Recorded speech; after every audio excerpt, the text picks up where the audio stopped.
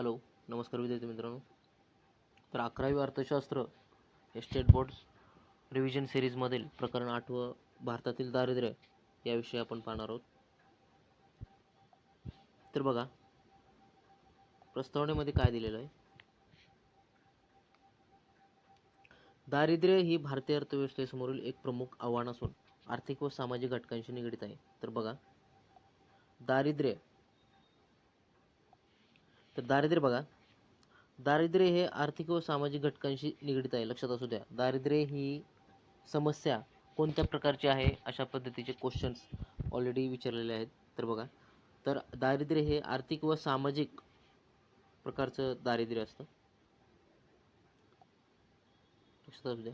तर बघा, यामध्ये काही व्यक्ती किंवा समूहाला समाजापासून वंचित करणारा घटक म्हणून दारिद्र्याकडे पाहिले जाते. मूलभूत गरजांपासून वंचित राहणे किंवा उपलब्ध संधी नाकारणे यामुळे समाजातील काही व्यक्ती किंवा समूह मुख्य प्रवाहापासून दूर जातात. तर बघा, दारिद्र्य या संकल्पनेविषयी आपण बघू. तर भारतातील दारिद्र्याला दीर्घ इतिहास आहे. ब्रिटिश काळात हस्त व कुटीरोद्योगांचा ऱ्हास, साधन सामुग्रीचे आर्थिक निस्सारण, दडपशाहीचे आर्थिक धोरण, सातत्याने पडणारे दुष्काळ इत्यादी कारणामुळे भारतीय लोकसंख्येचा मोठा भाग दारिद्र्यात जीवन जगत होता. तर बघा, तर भारतातील लोकसंख्याचा मोठा भाग हा दारिद्र्यात जीवन जगत होता. तर याची कारणे इथे दिलेली आहेत. तर कुटीर उद्योगांचा ऱ्हास, छोटे उद्योगांचा ऱ्हास, साधन सामग्रीचे आर्थिक निस्सारण, दडपशाहीचे आर्थिक धोरण ब्रिटिशांच्या काळामध्ये, सातत्याने पडणारे दुष्काळ हे कारण इथे दिलेले आहेत. तर बघा, स्वातंत्र्यानंतरच्या काळात दारिद्र्य निर्मूलन कार्यक्रमावर भारत सरकारने भर दिला आहे. दारिद्र्य निर्मूलनासाठी भारत सरकारने आर्थिक नियोजन, आर्थिक सुधारणा, गरिबी हटाओ यांसारखे दारिद्र्य निर्मूलन कार्यक्रम राबवले आहेत. तर बघा, आता आर्थिक नियोजन आपण सेपरेट घेतलेलं आहे पंचवर्षीय योजने. आर्थिक सुधारणा आणि गरिबी हटाओ. तर गरिबी हटाओ बघा, तर चौथ्या पंचवर्षीय योजना, पाचवी पंचवर्षीय योजनेमध्ये, 6व्या पंचवर्षीय योजनेमध्ये तुम्हाला गरिबी हटाओ त्याचा घोषवाक्य आणि मुख्य भर हे तुम्हाला पाहायला मिळेल. यामुळे मोठ्या प्रमाणावर दारिद्र्य कमी होण्यास मदत झाली आहे. तर अशा योजनामुळे, अशा कार्यक्रम राबविल्यामुळे मोठ्या प्रमाणावर दारिद्र्य कमी होण्यास मदत झाली आहे. तर बघा, दारिद्र्याचा अर्थ आता इथे तुम्हाला माहिती असायला पाहिजे. तर दारिद्र्य म्हणजे नेमकं काय हे कन्सेप्ट माहिती असू द्या, आणि पुढं जे दारिद्र्याविषयी फॅक्ट्स विचारलेले आहेत आयोगाने किंवा कमिटीज विचारलेले आहेत आणि त्यांचे रिपोर्ट्स आणि त्याची टक्केवारी पण कोणत्या स्टेटमध्ये किती आहे, त्याचं प्रमाण किती आहे आणि लोकसंख्या कोणत्या स्टेटमध्ये आहे यावरती क्वेश्चन आलेले आहेत. तर बघू, दारिद्र्याचा अर्थ. आता बघा, पारंपरिक अर्थानुसार इथे दिलेला आहे. पारंपरिक अर्थानुसार दारिद्र्य म्हणजे समाजातील व्यक्ती पुरेशा उत्पन्नाअभावी अन्न, वस्त्र व निवारा या मूलभूत गरजा पूर्ण करू शकत नाहीत अशी स्थिती होय. तर बघा, मूलभूत गरजा तुम्हाला माहिती आहे, अन्न, वस्त्र, निवारा. आणि आता बघा, अन्न, वस्त्र, निवारा, शिक्षण पण एक मूलभूत गरज आहे. लक्षात असू द्या. तर बघा, आता बहुआयामी दारिद्र्य, तर मल्टी डायमेन्शनल पॉवर्टी असं म्हणतात, MPI. आणि त्याचा इंडेक्स हा MPI असतो, मल्टी डायमेन्शनल पॉवर्टी इंडेक्स, जो की OPHDI द्वारे तो प्रकाशित केला जातो. हे तुम्हाला माहिती असायला पाहिजे. आणि 1997च्या HPI ची जागा ही 2010ने MPIने घेतलेली आहे. हे तुम्हाला लक्षात असू द्या. आणि 2010 पासून MPI अशा पद्धतीचं निर्देशांक OPHDI द्वारा प्रकाशित केलं जातं. तर त्यावरती भारतामध्ये दारिद्र्याचं प्रमाण किती आहे यावरती पण करंट बेस क्वेश्चन्स येऊ शकतात. तर तुम्हाला त्याविषयी तुम्हाला माहिती असणं आवश्यक आहे. इथे तुम्हाला निरपेक्ष दारिद्र्यता, सापेक्ष दारिद्र्यता हे कन्सेप्ट आहेत. हे कन्सेप्ट तुम्हाला माहिती असणं आवश्यक आहे. तर पुढे पाहूया. दारिद्र्याची पारंपरिक संकल्पना केवळ मूलभूत गरजांशी निगडित होती, परंतु आधुनिक युगात दारिद्र्याच्या संकल्पनेची व्याप्ती वाढलेली आहे. बरोबर आहे. तर म्हणून बहुआयामी दारिद्र्याची संकल्पना उदयास आली. तर बघा, बहुआयामी दारिद्र्य म्हणजे भौतिक व अभौतिक परिणामापासून वंचित राहणे. भौतिक व अभौतिक परिणामापासून वंचित राहणे म्हणजे बहुआयामी दारिद्र्य, मल्टी डायमेन्शनल पॉवर्टी. तर बघा, भौतिक परिमाणांचा संबंध अन्न, वस्त्र, निवारा, आरोग्य, शिक्षण, वीज, रस्ते बांधणी हे इन्फ्रास्ट्रक्चरमध्ये येतं. पिण्याच्या शुद्ध पाण्याची उपलब्धता यांच्याशी संबंधित आहे. तर बघा, तर बघा भौतिक परिमाणाचा संबंध या घटकांशी येतो. तर अभौतिक परिमाणांचा संबंध समाजातील विविध भेदाभेदाशी संबंधित येतो. भेदाभेदाशी लक्षात असू द्या, अभौतिक संबंध. तर बघा इथे तुम्हाला माहिती असणं आवश्यक आहे. अमर्त्य सेन अमर्त्य सेन यांच्या मते दारिद्र्य नेमकं काय ते पाहूया. दारिद्र्य म्हणजे अमर्त्य सेन यांच्या मते दारिद्र्य म्हणजे केवळ पैसा कमी असणे नव्हे, तर मानवी जीवनात अनार्थिक क्षमतेचा अभाव असणे होय. तर या क्षमतांचा संबंध बघा आर्थिक, सामाजिक, राजकीय स्वातंत्र्याशी असतो. आणि पौष्टिक व पुरेसे अन्न, आरोग्य सुविधा, शैक्षणिक सुविधा, राजकीय व नागरी स्वातंत्र्य इत्यादींच्या कमतरतेचा संबंध दारिद्र्याशी येतो. तर बरोबर आहे. तर पुढे बघूया. आता बघा हे महत्वाचं आहे. भारतीय अर्थतज्ञ व भारतरत्न पुरस्कार सन्मानित अमर्त्य सेन यांना 1998 मध्ये कल्याणकारी अर्थशास्त्र, सामाजिक निवडीचे सिद्धांत, समाजातील अतिदुर्बल घटकांच्या समस्याबाबत रुची यांसारख्या योगदानाबद्दल अर्थशास्त्राचा नोबेल स्मृती पुरस्कार प्रदान करण्यात आला. तर बघा 1998 मध्ये अमर्त्य सेन यांना भारतरत्न पुरस्कार सन्मानित, ते भारतरत्न त्यांना अगोदरच मिळाला होता. तर 1998 मध्ये नोबेल स्मृती पुरस्कार त्यांना प्रदान करण्यात आलेला आहे. कशा संदर्भात? तर सामाजिक निवडीचे सिद्धांत, हे बघा हा महत्वाचा आहे. सामाजिक कल्याणकारी अर्थशास्त्र, सामाजिक निवडीचे सिद्धांत आणि समाजातील दुर्बल घटकांच्या समस्याबाबत रुची यासारख्या योगदानाबद्दल. तर इथे हा महत्वाचा आहे. तर त्यांचं बुक आहे. तर ते बुक बघा, Poverty and Famines and Essay on Entitlement and Deprivation हा त्यांचं बुक आहे. या बुक IMP आहे, लक्षात असू द्या.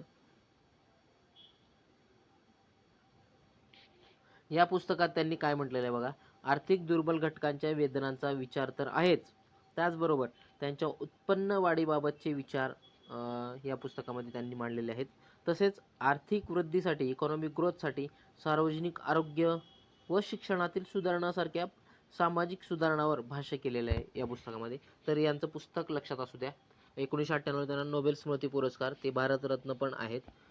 तर Poverty and Famines and Essay on Entitlement and Deprivation हा त्यांचं बुक आहे. एवढं लक्षात असू द्या. हे एक्झामसाठी IMP आहे.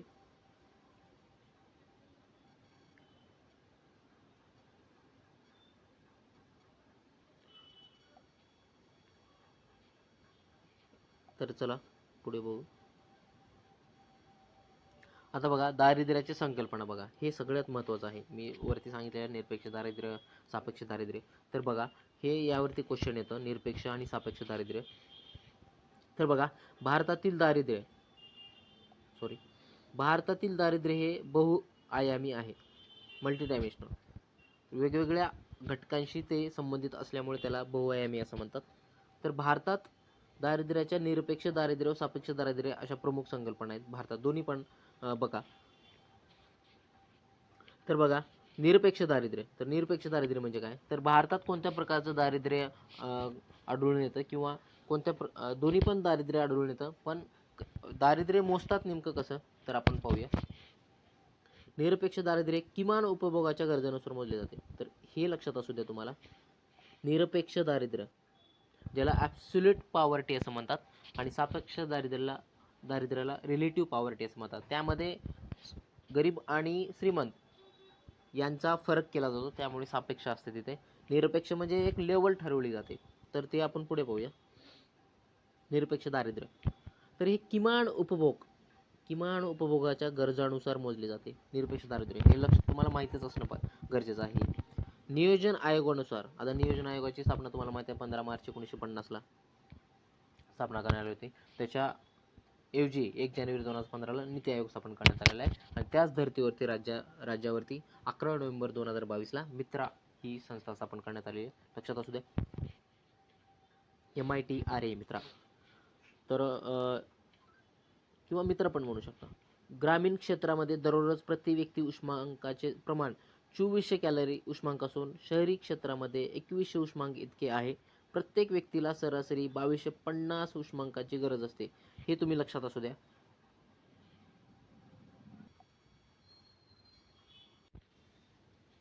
तर बघा विद्यार्थी मित्रांनो, निरपेक्ष दारिद्र्य आपण पाहत होतो. निरपेक्ष दारिद्र्य, तर बघा हे निरपेक्ष दारिद्र्य म्हणजे ज्याला ॲब्सोल्यूट पॉवर्टी असं म्हणतात. तर बघा ॲब्सोल्यूट पॉवर्टी किमान उपभोगाच्या गरजानुसार मोजले जाते. हे कशानुसार मोजले जाते? तर किमान उपभोगाच्या गरजानुसार मोजले जाते. तर आपण याचं थोडं हिस्ट्री पाहू. तर बघा नियोजन मंडळ होतं त्यावेळेस. तर नियोजन मंडळाने जुलै 1977 मध्ये, तुम्ही राईट डाऊन करा, जुलै 1977 मध्ये वाय के अलग यांच्या अध्यक्षतेखाली एक कार्यगट नेमला होता. तर बघा, तर त्यांनी 1979 मध्ये तसा अहवाल सादर केला होता. तर त्याचं मी हे सांगतो. तर त्या कार्यगटाने दिलेल्या पद्धतीनुसार भारतात पहिल्यांदा दारिद्र्याचे अधिकृत आकडेवारी जाहीर करण्यात येऊ लागली. लक्षात असू द्या. तर भारतात पहिल्यांदा दारिद्र्याचे अधिकृत आकडेवारी जाहीर केव्हापासून करण्यात आलेली आहे? तर लक्षात असू द्या, अलग कार्यगट, जी की 1977ला स्थापन केला होता आणि त्यांनी रिपोर्ट 1979ला दिलेला होता. तर बघा, आणि तर किमान कॅलरी उपभोगाच्या संकल्पनेची शिफारस सर्वप्रथम, तर आता बघा किमान उपभोग आहे इथं. तर बघा, किमान कॅलरी उपभोगाच्या संकल्पनेची शिफारस सर्वप्रथम हे व्ही.एम. दांडेकर आणि निळकंठ रथ यांनी 1971 मध्येच पब्लिश केली होती. हे लक्षात असू द्या. तर बघा इथे दारिद्र्य रेषेची व्याख्या ग्रामीण भागात, इथे बघा नियोजन आयोगानुसार बघू, ग्रामीण क्षेत्रामध्ये किंवा ग्रामीण भागामध्ये दररोज प्रति व्यक्ती उष्मांकाचे प्रमाण 2400 उष्मांक असून, तर बघा आपण आणि शहरी क्षेत्रामध्ये 2100 उष्मांक इतके आहे आणि सरासरी आहे तर 2250 उष्मांकाची गरज असते प्रत्येक व्यक्तीला. तर लक्षात असू द्या. तर बघा दारिद्र्य रेषेची व्याख्या अशी केलेली आहे. तर ग्रामीण भागात 2400 कॅलरी प्रति व्यक्ती प्रतिदिन, तर शहरी भागात 2100 कॅलरी प्रति व्यक्ती प्रतिदिन एवढ्या ऊर्जेची गरज भागविण्यासाठी आवश्यक असलेल्या उपभोग खर्चाच्या संदर्भात करण्यात आलेले आहे. लक्षात असू द्या. तर बघा हे इथे तुम्हाला क्वेश्चन्स आलेला आहे ऑलरेडी. तर ग्रामीण भागात उष्मांकाची गरज किती असते? तर 2400 कॅलरी आणि शहरी भागात 2100 कॅलरी. हे तुम्हाला एक्झाममध्ये लक्षात ठेवायचं आहे इथे गोष्टी. आणि निरपेक्ष दारिद्र्य, आता बघा निरपेक्ष दारिद्र्याविषयी अजून आपण पाहणार आहोत. आणि या संदर्भात जे डिटेल इन्फॉर्मेशन असेल, नेमकं निरपेक्ष दारिद्र्य काय आहे, सापेक्ष दारिद्र्य काय आहे, त्याच्या कमिट्याज काय आहे, त्या कमिटेशनने रिकमेंडेशन कधी दिलं, उष्मांक काय, कॅलरी काय, उपभोग खर्च काय, या सर्व गोष्टी आपण दारिद्र्य या चॅप्टरमध्ये इन डिटेल पाहणार आहोत. इथे फक्त बेसिक आहे, इथे थोडे लिमिटेशन्स येतात. आपण स्टेट बोर्ड कव्हर करत आहोत. स्टेट बोर्डमधून फॅक्ट्स आहेत किंवा माहिती आहे, हे तुमची राहता कामा नये याचा उद्देश आहे. इथे सर्व मी घेऊ शकतो, पण इथे थोडे लिमिटेशन येतात. फक्त आपल्याला स्टेट बोर्ड कंप्लीट करायचं आहे इथे, लक्षात असू द्या. हे बघा किमान उत्पन्नाच्या अभावामुळे, तर बघा किमान उत्पन्नाच्या अभावामुळे अन्नामधून उष्मांकाची समाधानकारक अशी पातळी प्राप्त न झाल्यामुळे निरपेक्ष दारिद्र्य वाढते. तर बघा निरपेक्ष दारिद्र्य का वाढते? तर किमान उत्पन्नाच्या अभावामुळे, उत्पन्नच नसल्यामुळे तुम्ही काय परचेस करणार आहात? अन्न पण घेण्या इतपत जर उत्पन्न नसेल तर मग ते निरपेक्ष दारिद्र्यामध्ये प्रमाण वाढेलच. तर बघा बहुतांशी प्रमाणात हे दारिद्र्य जगातील विकसनशील देशांमध्ये आढळून येते. लक्षात असू द्या, भारतासारख्या विकसनशील देशामध्ये अशा प्रकारचे दारिद्र्य, निरपेक्ष दारिद्र्य बहुतांशी प्रमाणात आढळते. तर बघा परिणामकारक दारिद्र्य उपाययोजनामुळे निरपेक्ष दारिद्र्य निर्मूलन होऊ शकते. तर हा महत्त्वाचा पॉईंट आहे.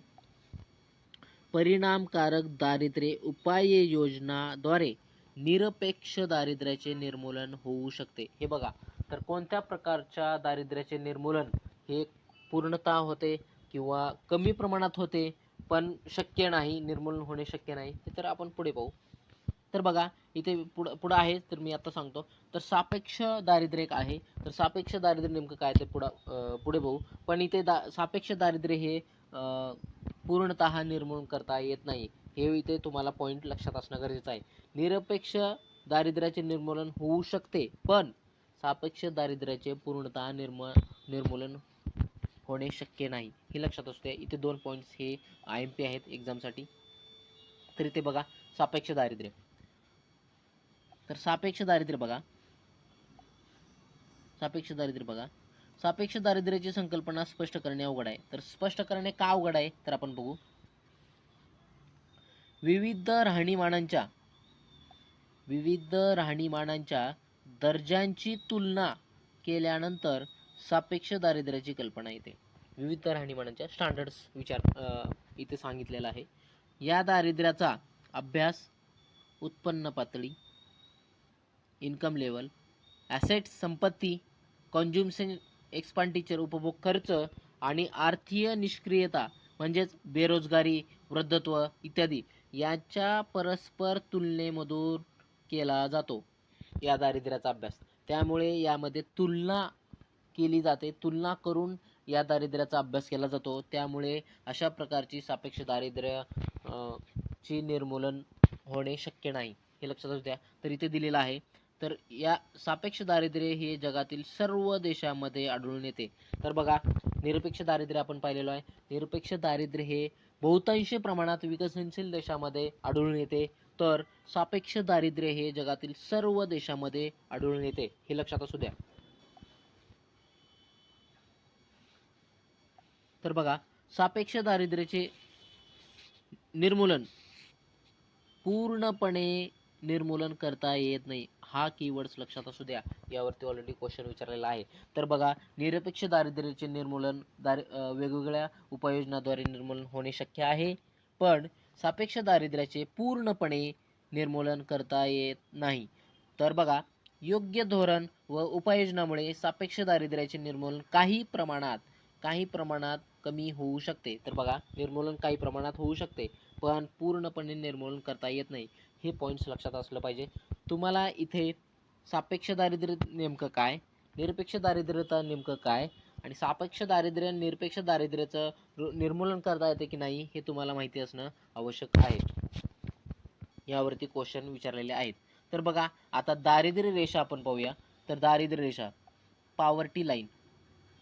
खूप सारे मुलं म्हणतात की BPL आहे, APL आहे. तर नेमकं काय बाबा. तर पॉवर्टी लाईन पाहू. तर दारिद्र्य रेषा ही अशी काल्पनिक रेषा आहे जी गरीब व गरीबेतर, गरीब आणि गरीब नसलेला यांच्यामध्ये वर्गीकरण करते. तर तुम्ही त्याला म्हणतात BPL आणि APL.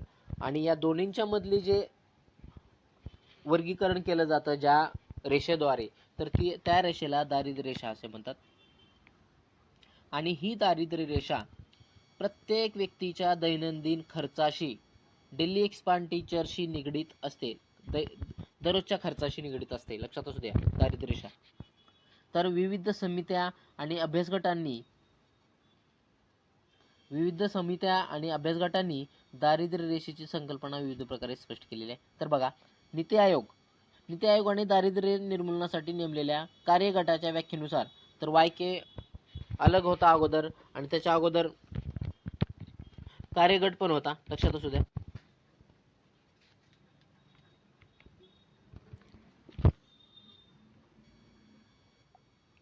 तर नियोजन आयोगाने जो कार्यगट स्थापन केला होता नीती आयोग आहे. नीती आयोगाने दारिद्र्य निर्मूलनासाठी नेमलेल्या कार्यगटाच्या व्याख्येनुसार सामाजिक दृष्ट्या आता बघा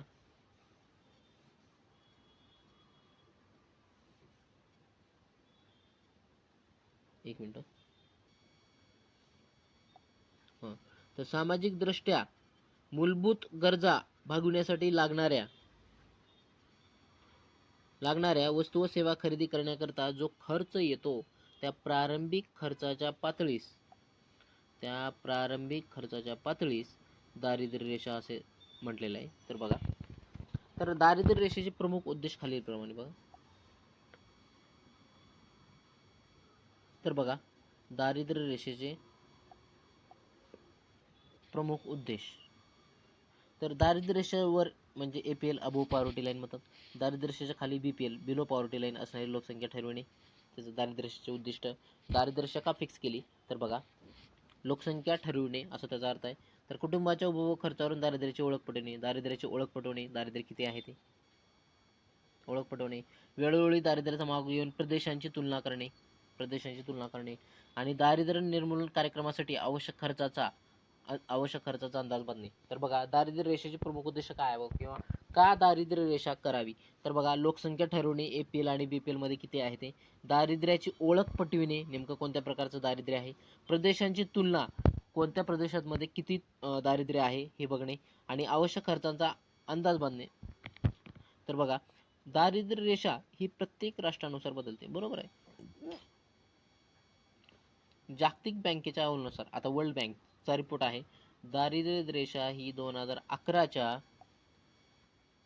किमतीनुसार दरडोई पर दिवशी $1.90 इतकी क्रयशक्तीच्या समानतेवर आधारित आहे. तर बघा, तर यानुसार PPP म्हणजे क्रयशक्तीच्या नुसार भारतातील 21.2% लोकसंख्या दारिद्र्य रेषेखाली आहे. तर बघा, वर्ल्ड बँकेने 2011ला रिपोर्ट दिला. तर 11ला रिपोर्ट दिल्यानंतर बघा $1.90 आहे. तर बघा, आता डॉलरचं प्रमाण किती रुपये डॉलर किती आहे ते तुम्ही बघा. तर $1.90 दरोडी पर दिवशी. जर एका माणसाचं उत्पन्न जर $1.90 प्रत्येक दिवसाला जर असेल तर हे बघा, जर त्या माणसाचं प्रत्येक दिवसाला $1.90 एवढं जरी उत्पन्न जर तो कमवत असेल आणि नसेल, जर असेल तर APL, नसेल तर तो BPL, किंवा $1.90 इतकं जर असेल तर तो BPL, लक्षात असू द्या. आणि त्याच्या खाली जरी असेल तरी तो BPL. आणि जर तो $1.90 एवढे जर त्याचं इन्कम असेल तर तो दारिद्र्य रेषेवरती असतो, लक्षात असू द्या.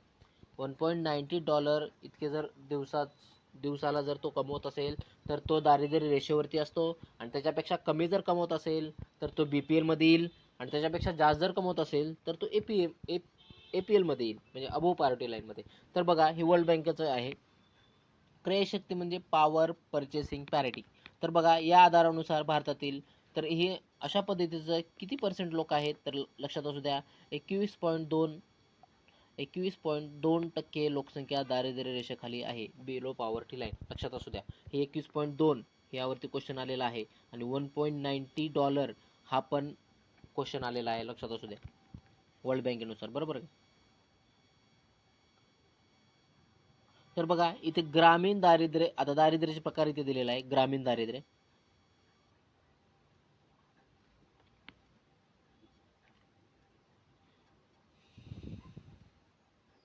तर बघा तेवढं IMP नाहीये. बघू, शहरी दारिद्र्य ते सेम. आता बघा, शहरी दारिद्र्याचं कारण लक्षात असू द्या. ग्रामीण दारिद्र्याचं कारणे फक्त आपण इथे बघू. तर शेतीतील कमी उत्पादकता, दुष्काळ, निकृष्ट ग्रामीण पायाभूत सुविधा, पर्यायी रोजगारांची कमतरता, ग्रामीण कर्जबाजारीपणा, निरक्षरता इत्यादीमुळे ग्रामीण दारिद्र्यात वाढ झालेली आहे, हे लक्षात असू द्या. तर बघा, शहरी दारिद्र्यामध्ये काय, शहरी भागातील दारिद्र्य नेमकं कशामुळे वाढत आहे, तर शहरी दारिद्र्य मोठ्या प्रमाणात ग्रामीण भागातील लोकांचे झालेले वाढते स्थलांतर. तर बघा, ग्रामीण भागातून शहरी भागामध्ये झालेले लोकांचे वाढते स्थलांतर, न परवडणारी घरे, निरक्षरता, मंद गतीने औद्योगिक वृद्धी व पायाभूत सुविधांचा कमतरता या कारणामुळे शहरी भागामध्ये दारिद्र्य वाढत आहे, लक्षात असू द्या.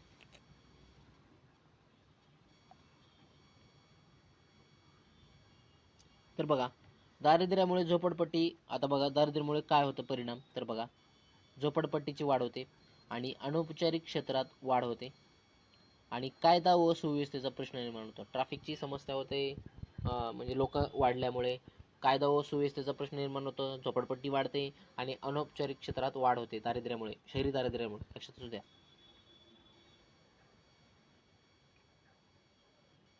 तर बघा, भारतातील दारिद्र्याचा विस्तार, तर बघा भारतातील दारिद्र्याचा विस्तार बघा, एकूण लोकसंख्येतील दारिद्र्याचे प्रमाण हे दारिद्र्य गुणोत्तराने मोजले जाते. तर बघा, दारिद्र्याचे प्रमाण, तर बघा दारिद्र्याचे प्रमाण कसं मोजलं जातं बघा, तर बघा त्या दारिद्र्याचा विस्तार निश्चित केला जातो. भारतातील दारिद्र्य विस्ताराचा अभ्यास करण्यासाठी वैयक्तिक स्तरावर अर्थतज्ज्ञांनी संशोधन संस्थांनी योगदान दिलेले आहे. तर बघा 1962 पासून, आता इथे तुम्हाला IMP एक्झामसाठी काय आहे तर बघा 1962 पासून नियोजन आयोगाने विविध काम करणारे कार्यक्षम कार्यगट तज्ज्ञ समिती भारतातील दारिद्र्याच्या मोजण्यासाठी नेमले आहेत. तर ते आपण इन डिटेल दारिद्र्य या चॅप्टर मध्ये घेऊयात. तर बघा दारिद्र्याचा अंदाज. तर बघा पूर्वीची दारिद्र्यशाही उष्मांकाच्या उपभोगावर अवलंबून होती. पूर्वीची दारिद्र्य त्यात इतर वस्तूंच्या उपभोगाचा समावेश नव्हता. तर भारत सरकारने वेळोवेळी दारिद्र्यरेषा मोजण्यासाठी वेगवेगळ्या समिती नेमली. तर बघा आता डॉक्टर सी रंगराजन यावरती क्वेश्चन आहे. यांच्या अध्यक्षतेखाली 2012 साली तज्ज्ञांचा एक गट नेमला आणि या गटाने 2014 साली रिपोर्ट दिला होता. ग्रामीण व नागरी भागाकरता दारिद्र्य रेषा निश्चित केली ती पुढील प्रमाणे. तर इथे क्वेश्चन आहे मित्रांनो बघा.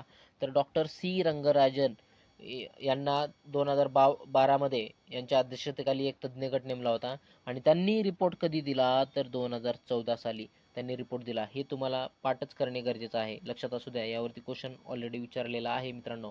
2012 साली अपॉइंट केलं गेलं होतं. 2011ची जी सचिन तेंडुलकर कमिटी होती त्या कमिटीच्या शिफारशी वरती त्याचं रिव्हॅल्युएशन करण्यासाठी किंवा त्याचं पुनर्मूल्यांकन करण्यासाठी त्यावरती विचारविनिमय करण्यासाठी डॉक्टर सी रंगराजन यांच्या 2012 साली अपॉइंट केली होती. त्यांनी 2014 मध्ये रिपोर्ट दिला. तर तो रिपोर्ट काय दिला किंवा त्या समितीने काय शिफारस केली होती, दारिद्र्य किती काढलं होतं, किती प्रमाण होतं, कोणत्या राज्यामध्ये त्यांनी जास्त दाखवलं होतं, हे सगळ्या गोष्टी, ग्रामीण भागामध्ये आणि शहरी भागामध्ये दारिद्र्याचं प्रमाण किती आहे, हे सर्व आपण इन डिटेल दारिद्र्य या चॅप्टरमध्ये घेणार आहोत. तर बघा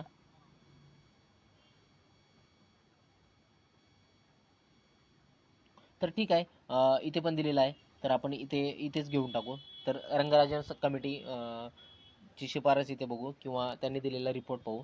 तर बघा इथे क्वेश्चन आहे मित्रांनो, महत्वाचा आहे, इथेच दिलेला आहे, चांगलीच गोष्ट आहे. दारिद्र्य रेषा, आपण दारिद्र्य रेषा नेमकं काय आहे ते बघत आहोत. उपभोग खर्च बघा. तर यांनी काय रिपोर्ट दिलेला आहे तर उपभोग खर्च बघा, ग्रामीण भागात 972 प्रति महिना आणि शहरी भागात 1407. यावरती क्वेश्चन आहे मित्रांनो, हे तुम्हाला पाठच पाहिजे, ऑप्शनच नाही. आणि प्रति दिवस प्रति व्यक्ती 32 रुपये, 2 वेळेस क्वेश्चन आला यावरती, 2 वेळेस. आणि प्रति दिवस प्रति व्यक्ती शहरी भागात 47. 32 रुपये ग्रामीण भागात प्रति दिवस प्रति व्यक्ती उपभोग खर्च, तर शहरी भागात 47 रुपये प्रति दिवस प्रति व्यक्ती. तर या दोन्हीवरती पण क्वेश्चन्स आलेला आहे मित्रांनो, इथे हे तुम्हाला पाठच असणं गरजेचं आहे. तर बघा ग्रामीण भागात 32 आणि शहरी भागात 47, ही तुम्हाला पाठच असणं गरजेचं आहे मित्रांनो. तर बघा इथे पण क्वेश्चन आलेला आहे. तर यांनी काय दिलेलं आहे बघा, दारिद्र्याचे आता गुणोत्तर बघा, प्रमाण किती आहे बघा.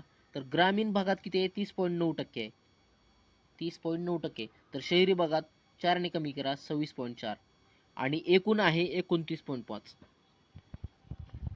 तर बघा सचिन तेंडुलकरनं काय सांगितलं होतं, तर एकूण त्यांचं होतं 21.9. 21.9 तुम्ही राईट डाऊन करा. सचिन तेंडुलकर कमिटी 2011 नुसार एकूण होतं 21.9, ग्रामीण होतं 25.7 आणि शहरी होतं 13.7. हे तुम्हाला असणं, हे असं कम्पॅरेटिव्हली स्टडी करणं गरजेचं आहे. माझा एक चार्ट पण आहे, ते मी टेलिग्राम चॅनलला टाकून देईन. तर लक्षात असू द्या, चार्ट वाईज तुम्ही किंवा कम्पॅरेटिव्हली स्टडी करा, तुमचं विसरणार नाही. त्याची एक ट्रिक पण आहे, मी तुम्हाला त्या चार्टमध्ये सांगितलेली आहे. तर आपण तो चार्ट आणि ती सर्व दारिद्र्याचं चॅप्टर हा इन डिटेल घेणार आहोत. तशा पद्धतीचा व्हिडिओ मी बनवला आहे, तुम्हाला यूट्यूबला मिळून जाईल. तर बघा हे जून 2014ला त्यांनी अहवाल दिला होता, लक्षात असू द्या. तर बघा आता इथे पण क्वेश्चन आहे मित्रांनो, लक्षात असू द्या. यांनी दिलेला आहे, इन डिटेल दिलेला आहे, त्यामुळे इथंच आपण रंगराजन कमिटी बघू. तर बघा, तर दारिद्र्याचा दर बघा,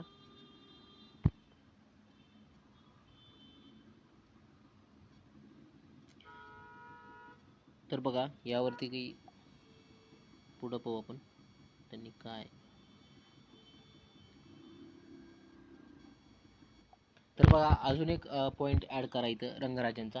तर रंगराजन पॅनलने NSSOच्या MMRP मिक्स्ड, हे बघा, तर बघा, तर mixed, sorry, modified mixed recall period, ज्याला की MMRP म्हणतात. तर MMRPच्या आधारित उपभोग खर्चाचा वापर करण्याची शिफारस या रंगराजन कमिटीने केलेली होती. यावरती क्वेश्चन आलेला आहे मित्रांनो. तर बघा, तर MMRP मध्ये काय, तर ते तुम्ही बघा 365 दिवस, 7 दिवस आणि 30 दिवस या तिन्ही संदर्भ कालावधी यामध्ये गृहीत धरले जातात. तर तर या अगोदर URP आहे, MRP आहे, MMRP आहे. तर URP मध्ये बघा 30 दिवसांचा रिकॉल पिरियड लक्षात घेतला जातो URP. तर MRP मध्ये बघा, तर 365 दिवस आणि 30 दिवसांचा या दोन कालावधींचा रिकॉल पिरियड किंवा कालावधी हा गृहीत धरला जातो. आणि MMRP जो की श्री रंगराजन यांनी अशी शिफारस केली होती MMRPचा आधार घ्यावा. तर त्यामध्ये 365 दिवस, 7 दिवस आणि 30 दिवस या तिन्ही दिवसाचा संदर्भ कालावधी गृहीत धरला जातो. तर बघा, आणि रंगराजन कमिटीनुसार बघा, त्यांनी असा रिपोर्ट दिला होता 2014 मध्ये. त्यानुसार गरीब लोकांची सर्वाधिक संख्या बघा, सर्वाधिक संख्या म्हणतोय, प्रमाण नाही. तर गरीब लोकांची सर्वाधिक संख्या बघा, नंबर 1 UP मध्ये आहे, जी की 80, जवळपास 809 लाख. बिहारमध्ये दुसरा क्रमांक आहे 438 लाख. तर बघा दारिद्र्याचे प्रमाण किती आहे, तर बघा दारिद्र्याचे प्रमाण, आता तिसरं सांगतो तुम्हाला MP आहे, चौथं वेस्ट बेंगाल आहे, पाचवं महाराष्ट्र आहे. तर बघा रंगराजन कमिटीनुसार 5व्या क्रमांकाचं महाराष्ट्र आहे, जिथे की ते महाराष्ट्राचं प्रमाण हे लक्षात असू द्या 228 लाख. तर बघा महाराष्ट्रात दारिद्र्याचे प्रमाण 20% होते. यावरती क्वेश्चन आहे मित्रांनो. महाराष्ट्रात दारिद्र्याचे प्रमाण 20% होते त्यावेळेस रंगराजन कमिटीनुसार. तर बघा दारिद्र्याचे प्रमाण झालं, हे सर्वाधिक लोकसंख्या झालं, गरीब लोकसंख्या. तर दारिद्र्याचे प्रमाण सर्वात जास्त कुठे आहे बघा, नंबर 1 छत्तीसगड 48%, मणिपूर जवळपास 47%. छत्तीसगड, मणिपूर हे लक्षात ठेवा, यावरती क्वेश्चन आलेला आहे मित्रांनो. तिसरं ओडिसा, चौथं मध्य प्रदेश आणि पाचवं झारखंड. तर बघा मी ऑलरेडी सांगितलं आहे तुम्हाला, महाराष्ट्रात दारिद्र्याचे प्रमाण 20% होते. यावरती क्वेश्चन आलेला आहे, लक्षात असू द्या. दारिद्र्याचे प्रमाण आणि गरीब लोकसंख्येची सर्वाधिक संख्या हे कुठं आहे यावरती कन्फ्यूज करू नका. तर अजून एक वेळेस सांगतो, गरीब लोकांची सर्वाधिक संख्या UP बिहार लक्षात ठेवा, महाराष्ट्र 5वा आहे लक्षात ठेवा.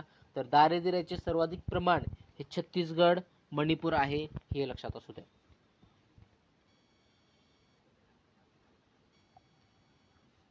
तर पुढे पाहूया आपण दारिद्र्याची कारणे आहेत. तर दारिद्र्याची नेमकं कारणे काय आहेत बघू. भारतातील दारिद्र्याची कारणे खालीलप्रमाणे, हे तुम्हाला क्वेश्चन्स विचारले जातात. तर बघा दारिद्र्याची कारणे नेमकं आहेत भारतामध्ये.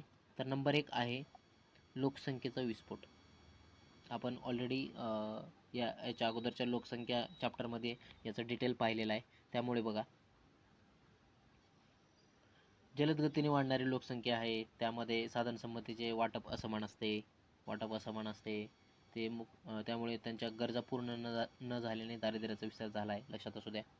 आर्थिक वृद्धीचा मंद वेग दुसरं कारण आहे. तर बघा आर्थिक वृद्धीचा मंद वेग काय, तर शेती व औद्योगिक क्षेत्रातील मंद गतीने होणारी वृद्धी आणि राष्ट्रीय उत्पन्न व दरडोई उत्पन्नातील वृद्धी दर सुसंगत नाही. तर बघा जर शेती व औद्योगिक प्रमाणात मध्ये जर मंद गतीने होणारी जर वृद्धी असेल, तर राष्ट्रीय उत्पन्न किंवा पर कॅपिटा इन्कम किंवा दरडोई उत्पन्न हे ऑब्विसली कमीच होणार आहे. त्यामुळे बऱ्याच राज्यात सरासरी राष्ट्रीय उत्पन्नापेक्षा दरडोई उत्पन्न कमी आहे. तर बघा यामुळे दारिद्र्य निर्माण होऊन लोकांच्या राहणीमानाचा दर्जा खालावलेला आहे. खालावलेला आहे. तर बघा पहिला आहे लोकसंख्येचा विस्फोट, त्यामुळे दारिद्र्य वाढते. आर्थिक वृद्धीचा मंद वेग, त्यामुळे दारिद्र्य प्रमाण वाढते. तिसरा आहे बेरोजगारी व अर्धबेरोजगारी. तर बघा ग्रामीण व शहरी भागातील दारिद्र्याचे प्रमाण वाढण्याचे कारण बेरोजगारी व अर्धबेरोजगारी. लक्षात असू द्या बेरोजगारी जास्त आहे. चौथा आहे आर्थिक विषमता. आता तुम्हाला इथे काय लक्षात असायला पाहिजे, तर दारिद्र्याची कारणे लक्षात ठेवा. लोकसंख्येचा विस्फोट आहे, आर्थिक वृद्धी मंदगती आहे, तिसरं बेरोजगारी आहे व अर्धबेरोजगारी आहे. चौथा आर्थिक विषमता आहे. तर मोठ्या प्रमाणातील आर्थिक विषमतेमुळे दारिद्र्याची व्याप्ती वाढलेली आहे. तर बघा त्यामध्ये काय उत्पन्न आहे, मालमत्ता, उपभोग खर्च, कर्ज सुविधा, शेतजमिनीचे वाटप इत्यादीमध्ये विषमता दिसते. शेती किती म्हणजे दर व्यक्ती शेती किती अवेलेबल आहे ते बघा. पायाभूत सुविधांची दुर्लभता बरोबर आहे.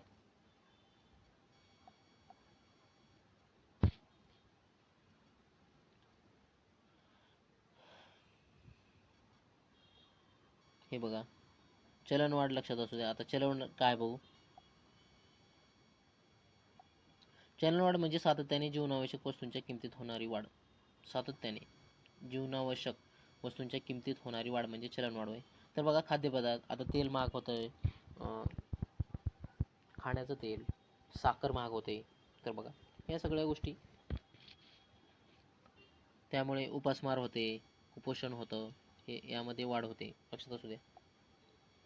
भाव वाढल्यानंतर ते कसं काय खरेदी करणार, त्यामुळे उपासमार पण होते, त्यामुळे कुपोषण होतं. लक्षात असू द्या.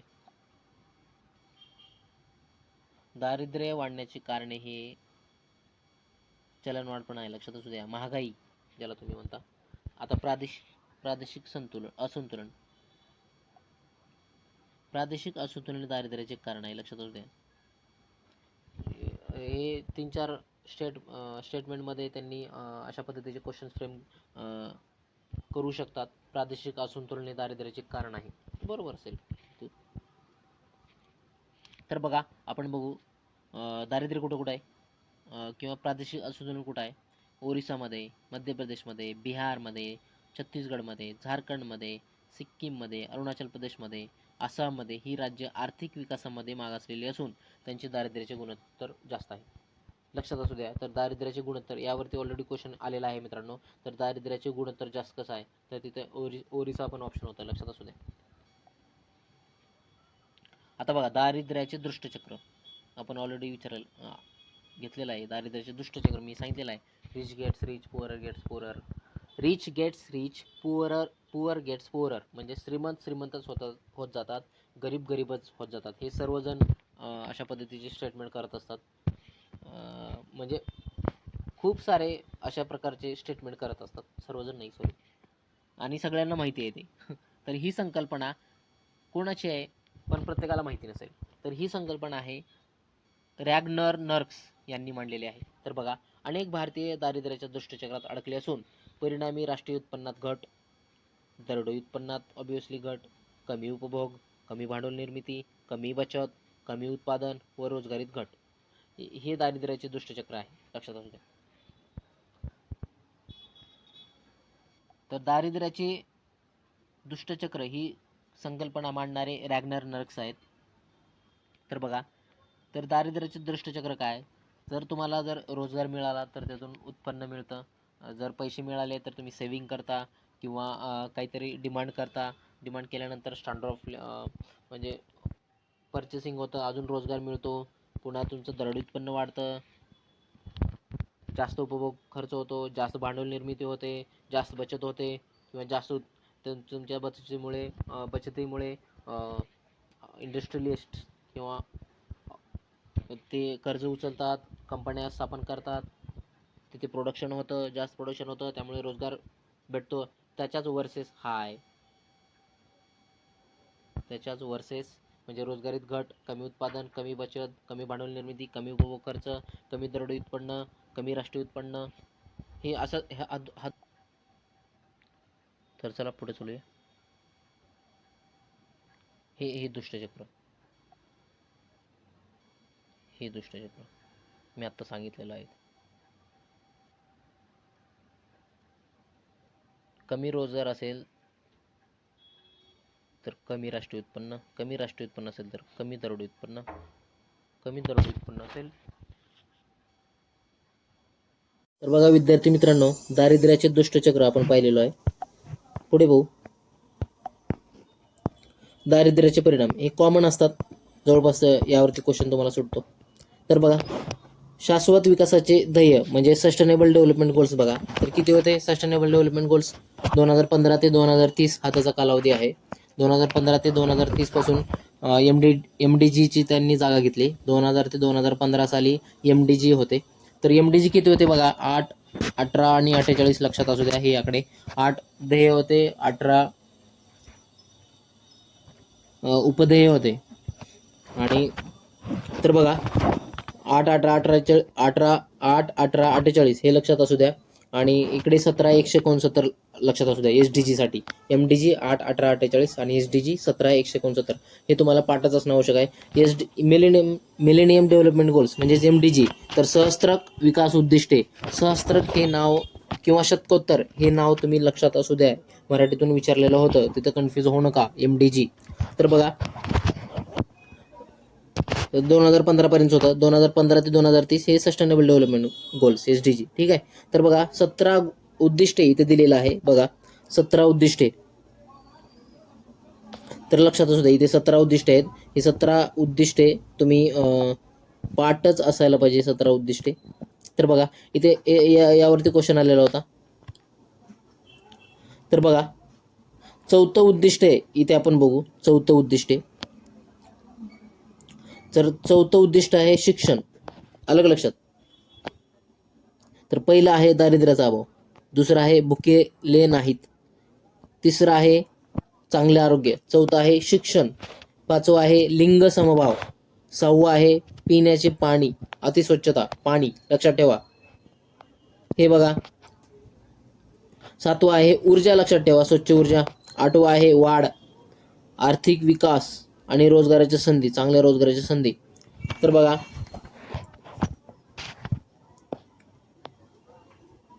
9वं आहे नवनिर्मिती, इनोव्हेशन आणि इन्फ्रास्ट्रक्चर, पायाभूत सुविधा. 10वं आहे असमानता, इनइक्वॅलिटी. 11 बघा शाश्वत शहरे, 11 शाश्वत शहरे आहे. 12वा जबाबदार उपभोग लक्षात ठेवा. 13 ग्रह सुरक्षा. 14 हे बघा 14 खाली आहे,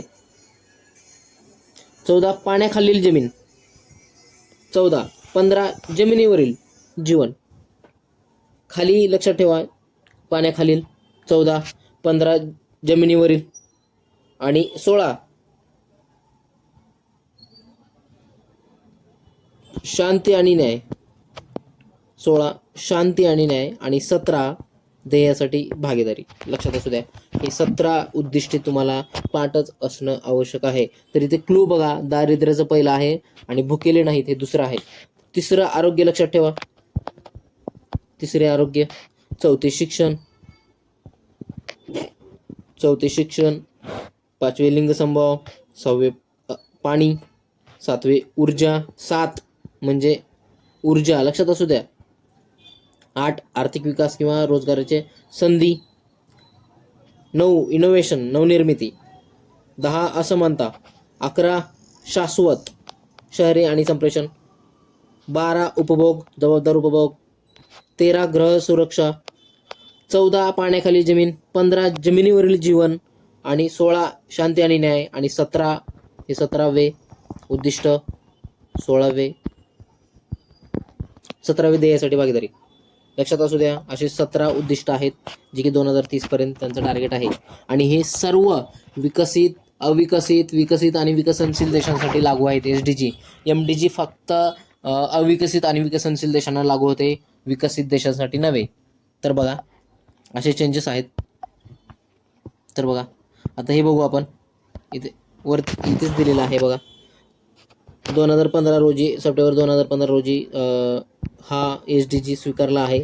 तर बघा याचे 17 SDG असून 169 ध्येय आहेत लक्षात असू द्या. 230 पर्यंत संबोधित करणे असे आहे त्यांचं टार्गेट. तर बघा संयुक्त राष्ट्र संघटनांच्या दृष्टीने भारताला आदराचे स्थान असल्यामुळे 2030 या वर्षापर्यंत दारिद्र्य निर्मूलनासाठी शाश्वत विकासाचे ध्येय कटिबद्ध मानले गेलेले आहे लक्षात असू द्या. आता बघा दारिद्र्य निर्मूलनाचे सामान्य उपाय बघू. सामान्य उपाय तर काय बघा, लोकसंख्येवर नियंत्रण. तर लोकसंख्येवर नियंत्रण कसं कराल, कुटुंब कल्याण कार्यक्रम आहे व लोकसंख्येचे धोरण, यामुळे वेळोवेळी लोकसंख्या वाढीवर नियंत्रण ठेवले जाते. तर बघा शेती पण आहे, शेतीसाठी लागणारे आदाने विकत घेण्यासाठी शेतकऱ्यांना स्वस्त दरात कृषी सुविधा पुरवल्या जातात. तर सरकारने शेतकऱ्यांना स्थिर उत्पन्न मिळावे म्हणून काही पिकांसाठी किमान आधारभूत किमती जाहीर केल्या आहेत.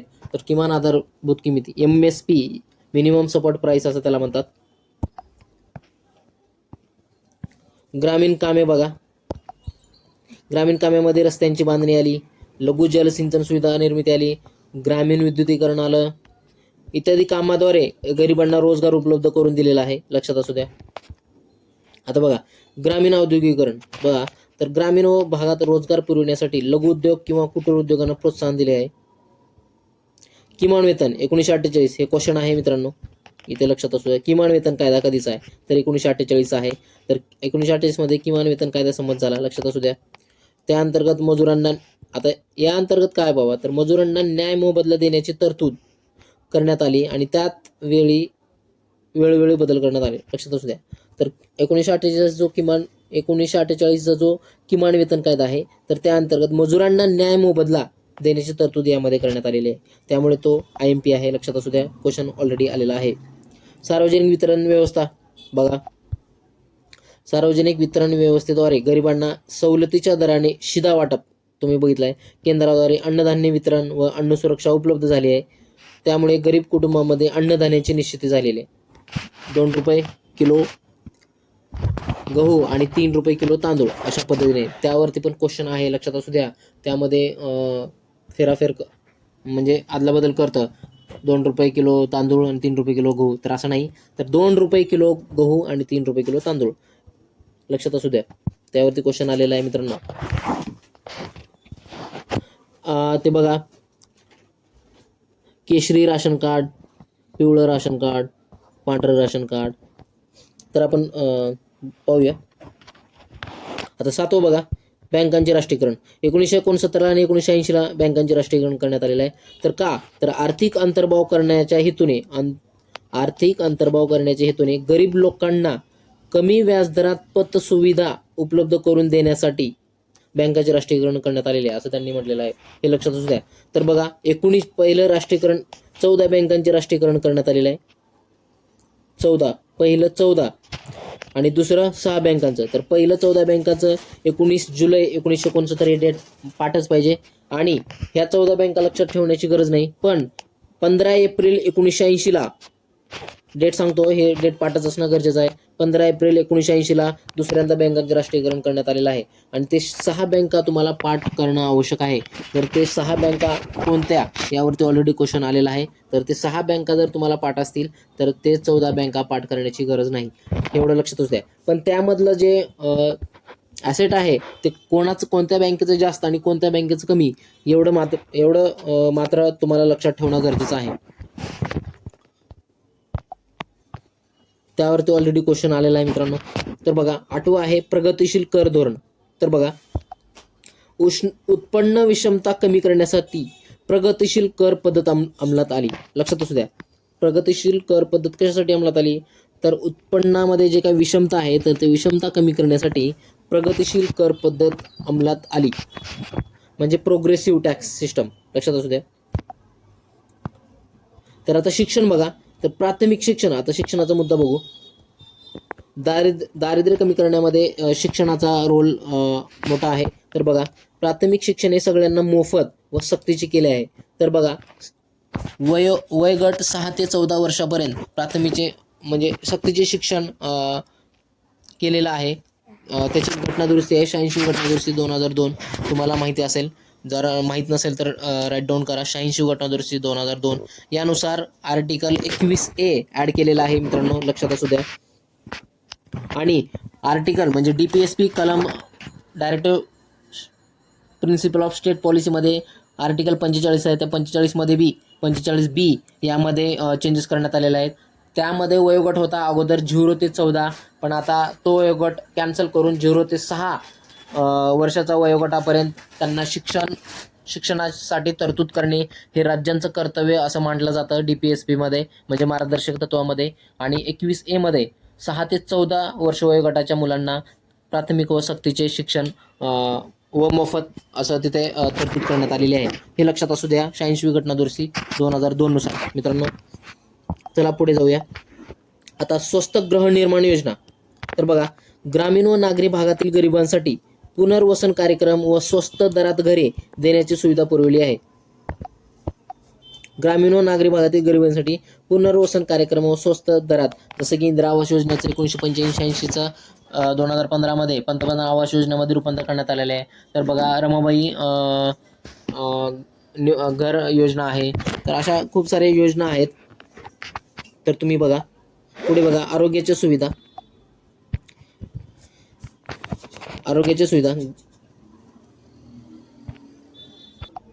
तर बघा आरोग्याच्या सुविधा, गरिबांना सवलतीच्या दरात वैद्यकीय सुविधा पुरवण्यासाठी प्राथमिक आरोग्य केंद्र म्हणजे PHC प्रायमरी हेल्थ सेंटर तुम्ही म्हणता ते तुमच्या गावात असेल, सरकारी दवाखाने यांची स्थापना करण्यात आलेली आहे. बघा कौशल्य विकास आणि स्वयंरोजगार. तर बघा भारतात रोजगार निर्मितीसाठी कौशल्य विकास हा महत्त्वाचा दृष्टिकोन मानला जातो. यासाठी कौशल्यावर आधारित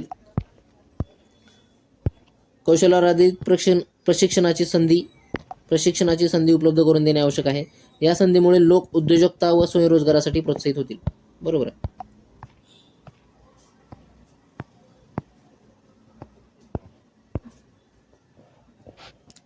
तर बघा हे महत्त्वाचं आहे. जागतिक दारिद्र्य निर्मूलन दिवस कोणत्या दिवशी साजरा केला जातो किंवा 17 ऑक्टोबर IMP आहे मित्रांनो, IMP आहे.